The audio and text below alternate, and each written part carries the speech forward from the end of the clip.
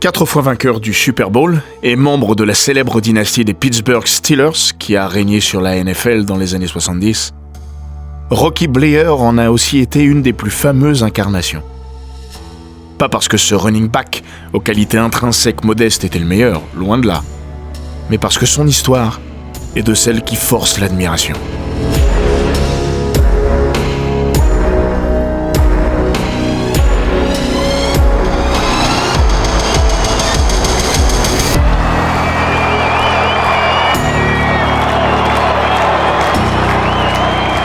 Bienvenue dans les grands récits d'Eurosport.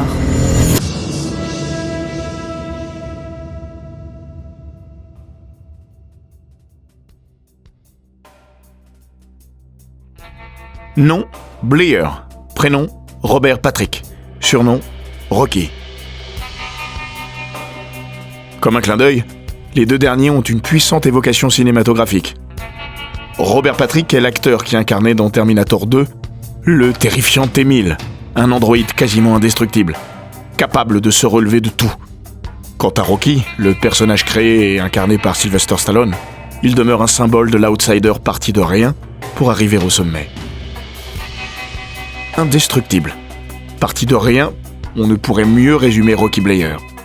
D'ailleurs devenu à son tour le héros d'un long métrage. Logique. Son histoire est de celle dont on fait les héros de romans et de cinéma.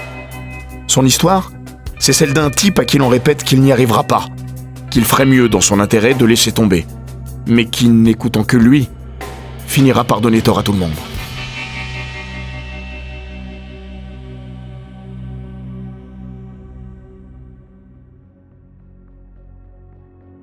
La vie de Rocky Bleier a basculé en 3 temps. Entre l'hiver 68 et l'été 69. À l'époque, il est un tout jeune joueur de la NFL, en passe d'achever son année de rookie.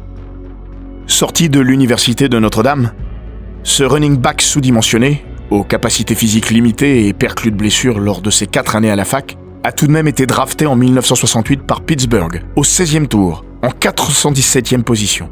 Le scepticisme règne déjà quant à son avenir en NFL. Mais au moins a-t-il mis un pied dans la ligue, un premier pas. Mais ça, c'était avant de recevoir, 3 semaines avant Noël, un cadeau empoisonné.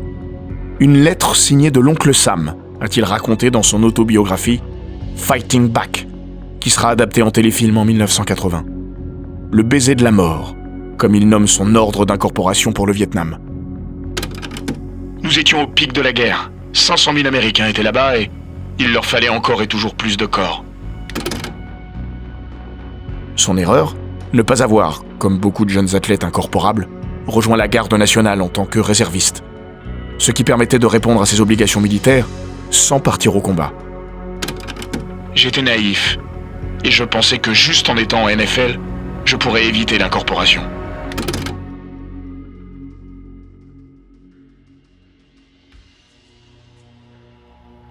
Cinq mois plus tard, en mai 1969, Rocky Bleier s'envole pour le Vietnam et intègre la 196e brigade d'infanterie légère, 4e bataillon, compagnie C. Son avenir footballistique devient alors dérisoire. Il n'a plus qu'un seul objectif, rester en vie. En NFL, il y avait toujours le week-end d'après. Au Vietnam, je ne savais pas si je serais encore en vie dans 2 heures. De son court séjour au Vietnam, Rocky Bleier a retenu l'humidité, la solidarité entre soldats et le chocolat chaud. Ça va vous paraître idiot, mais la nuit, la température passait de 45 à 20. C'était brutal. Ça nous donnait une impression de fraîcheur. Du coup, je demandais toujours à ma famille de m'envoyer des sachets de chocolat chaud instantanés. Mais ce qui reste ancré dans sa mémoire, comme le point de fixation de toute son existence, c'est cette journée du 20 août 1969.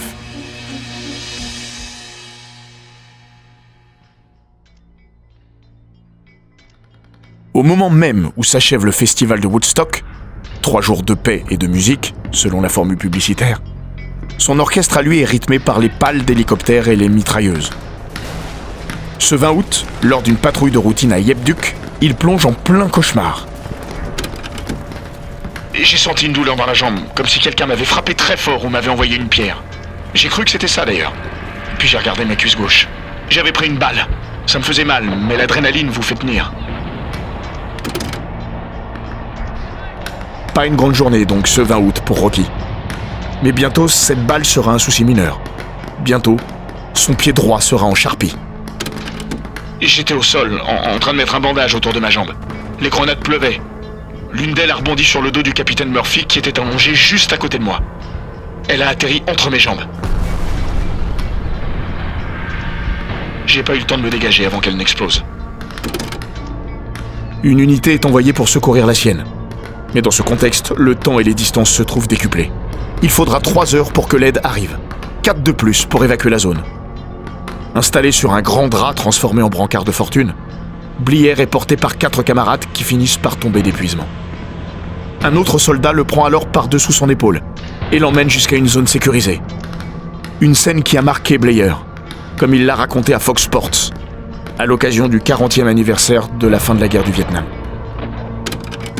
Je ne connaissais même pas son nom et je ne l'ai jamais su. C'était un noir. Nous étions à la fin des années 60, les tensions raciales étaient énormes aux États-Unis. Mais au Vietnam, on s'en foutait.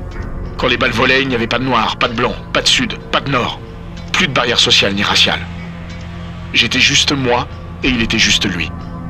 Nous étions des soldats parmi d'autres, tous dans la même merde.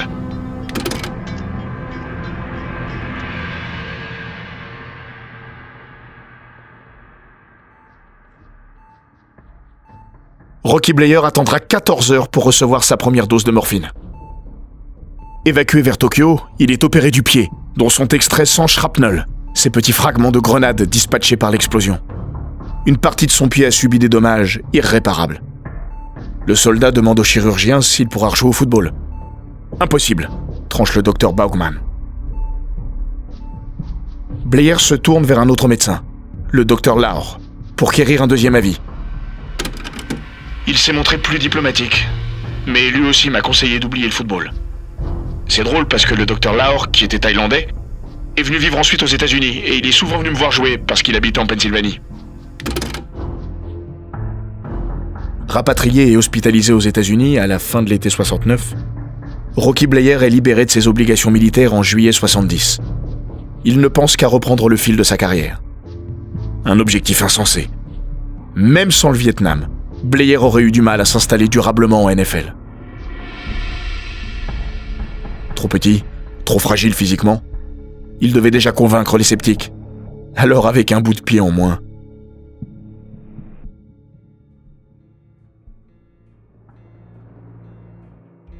Le 3 août, il est à Latrobe pour l'ouverture du camp d'entraînement des Steelers, avec lequel il est sous contrat. Je ne demande aucune faveur. Si je n'y arrive pas, je l'accepterai. Mais je veux juste tenter ma chance. Je crois que ça vaut le coup. Après plusieurs séances d'entraînement, le staff médical est circonspect. Il souffre dès qu'il pose le pied par terre. Il se fait du mal pour rien, il faut le convaincre d'arrêter. Dit le toubib à Chuck Noll, le coach, et à Art Rooney, le propriétaire de la franchise. S'il n'était pas tombé à Pittsburgh, Bleier aurait peut-être été lâché. Mais les Steelers, club familial, ne ressemblent à aucun autre.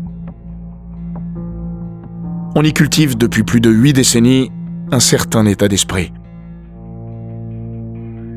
Acheté en 1932 par Art Rooney, après un gain aux courses, il appartient toujours aujourd'hui à la famille Rooney.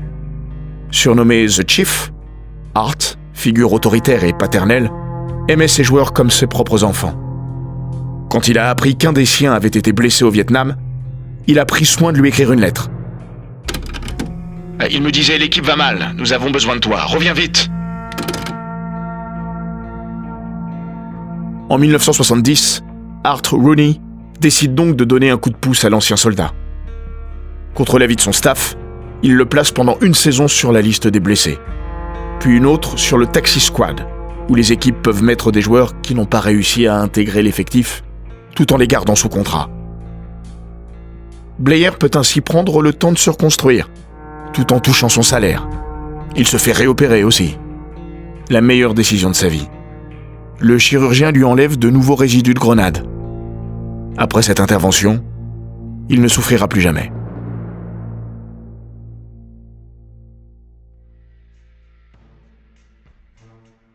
C'est un Rocky Bleier frais comme un gardon qui revient au camp d'entraînement des Steelers à l'été 72. Le scepticisme est toujours de mise, mais personne n'imagine la somme de travail accumulée par le running back. Si je ne passe pas 5 ou 6 heures par jour à courir ou à soulever de la fonte, j'ai l'impression de me trahir, explique-t-il alors au Pittsburgh Post-Gazette. Lors des tests physiques, il sidère tout le monde en améliorant de 0,2 son meilleur chrono sur 40 yards. Il avait un pied plus court que l'autre.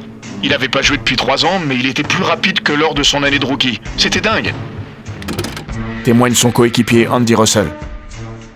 À 26 ans, 3 années et demie après son dernier match en NFL, Rocky Bleier a gagné son pari. Il est retenu dans l'effectif de Pittsburgh.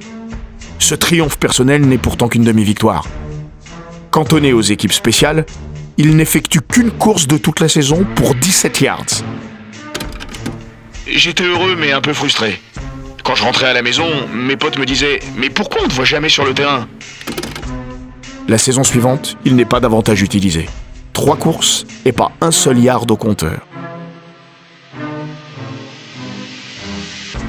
Tout change à partir de la saison 74-75. Beaucoup plus impliqué dans le jeu offensif des Steelers, Bleier forme, avec la jeune star Franco Harris, un redoutable tandem de coureurs. Il a désormais toute la confiance de Chuck Noll, et les Steelers flambent. Pour la première fois de leur histoire, ils se qualifient pour le Super Bowl. Dans le vestiaire, Coach Noll lui fait alors un cadeau inestimable. Il dessine la toute première action offensive du match pour lui. Rocky Bleier reste à jamais le premier Steeler à avoir touché le ballon dans un Super Bowl.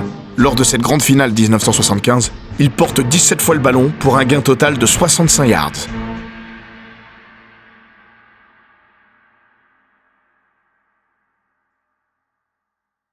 Si les stars de l'équipe se nomment Terry Bradshaw, Joe Green, Mel Blount, Franco Harris ou Lynn Swann, Rocky devient une figure emblématique et un favori des fans.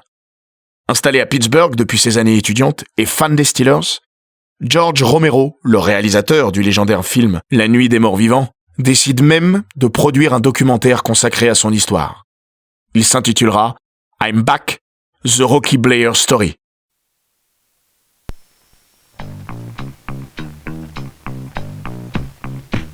Membre à part entière de la fameuse dynastie des Steelers, Rocky Bleier va remporter 4 fois le Super Bowl en 6 ans, entre 75 et 80.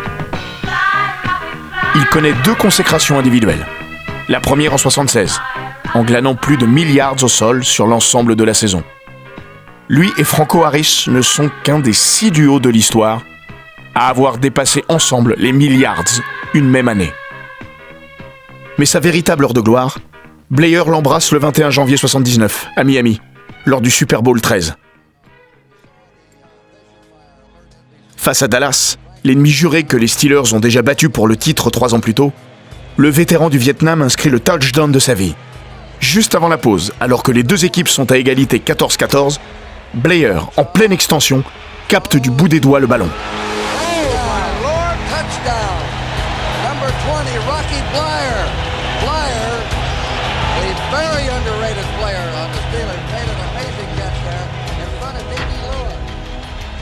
Il redonne aux Steelers un avantage qu'ils ne lâcheront plus. C'est l'image de sa carrière.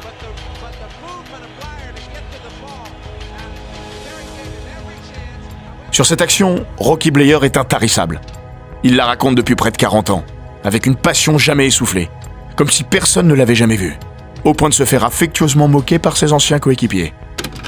Elle dure 3 secondes, mais quand Rocky vous la décrit, on a l'impression qu'elle s'étale sur 30 minutes. S'amuse Joe Green dans le documentaire de la NFL sur la saison 78-79 des Steelers. J'en ai tellement marre de ce Rocky Bleier. Il en fait des tonnes avec ce touchdown. Le photographe qui a pris cette photo si célèbre était au niveau du sol. Du coup, on a l'impression que Rocky vole, alors qu'il doit être à peine à 10 cm au-dessus du sol.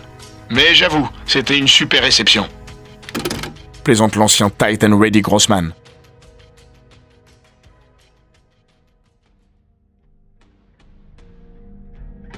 Un drôle de chemin a mené Rocky Bleier des affres d'une guerre à l'autre bout du monde à la concrétisation de ses rêves.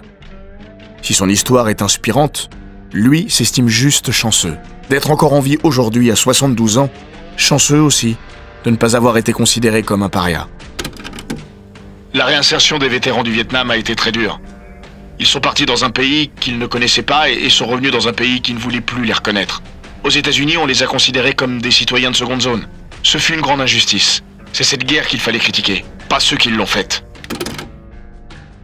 Parce que son destin individuel a transcendé ce funeste projet collectif, Rocky Bleier a été épargné par la vindicte. Alors, chaque fois qu'il le put, il a parlé pour eux.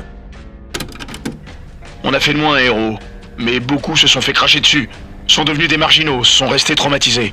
J'ai modestement essayé de rappeler qui ils étaient vraiment. Juste des jeunes gars qui, pour la plupart, n'avaient rien demandé, et dont on a fauché les rêves.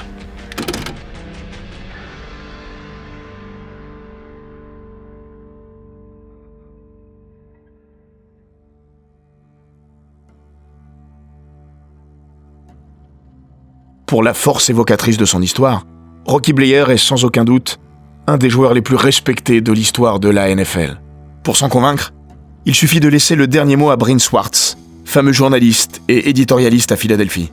Comme tout amoureux des Eagles, l'autre grande franchise de la Pennsylvanie, il ne porte pas les Steelers dans son cœur, mais Bleier a dépassé les considérations partisanes.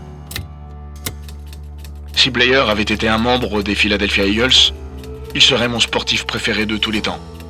En l'état, il est toujours un de mes héros, même s'il jouait pour une franchise, les Pittsburgh Steelers, que je méprise.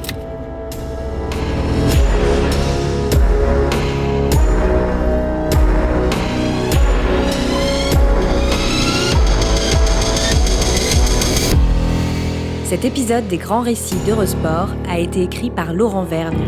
Il est raconté par Florian Bayou, monté par Jean-Gabriel Rassa et produit par Bababam. N'hésitez pas à vous abonner, commenter, partager et noter ce podcast sur Apple Podcast, Google Podcast, Castbox, Spotify, Deezer et toutes les plateformes audio.